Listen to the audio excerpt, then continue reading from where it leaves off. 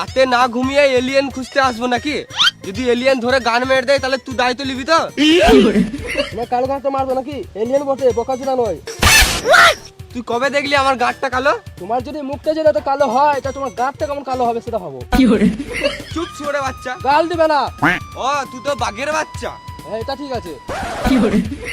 মারবো ডান্ডা, মরে যাবি রে র্যান্ডা। বাঘের বাচ্চা বললেই ঠিক আছে, আর শুয়োরের বাচ্চা বললেই দোষ। দুটোই তো পশু। শুয়োর তো শুধু গু খায়, আর বাঘ গু মাংস সব খায়।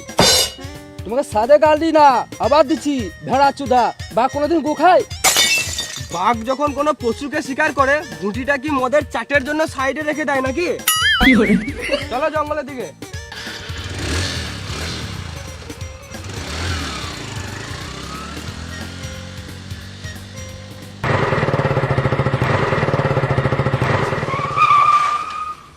তোকে তো আমি দাঁড়াতে বলি নাই, তুই কি গান মাঝে দাঁড়ালি? স্যার আমার মনে হয় এখানে এলিয়েনটা নেমেছে। তুই যদি নিজের কথায় চলবি, আমি কি জঙ্গলে ইঁদুর ধরতে এসছি? মারবো ডান্ডা, মরে যাবি রে র্যান্ডা। চ একটু চ।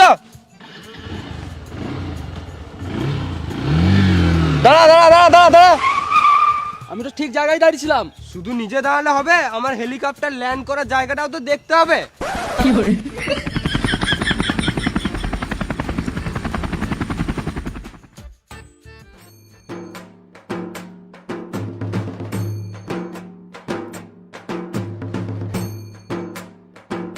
এটা কিসের ছাপ? স্যার আমার মনে হচ্ছে এটা এলিয়েনের পায়ের ছাপ। পাটা খুব চেনা চেনা লাগছে। এটা মাঝের পা। মারবো ডান্ডা, মরে যাবি রে র্যান্ডা।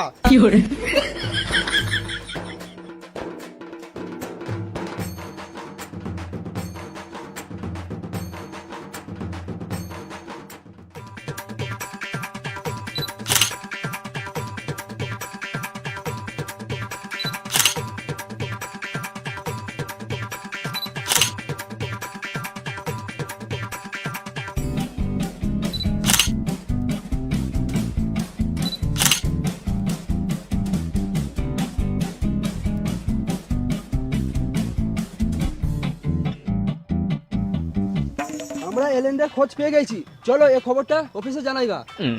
অফিসে তুই সব খবর দিবি, তাহলে আমি কি এখানে ইন্দুর ধরতে এসছি?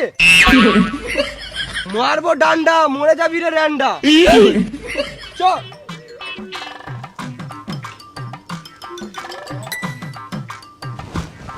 হেলিকপ্টার লে।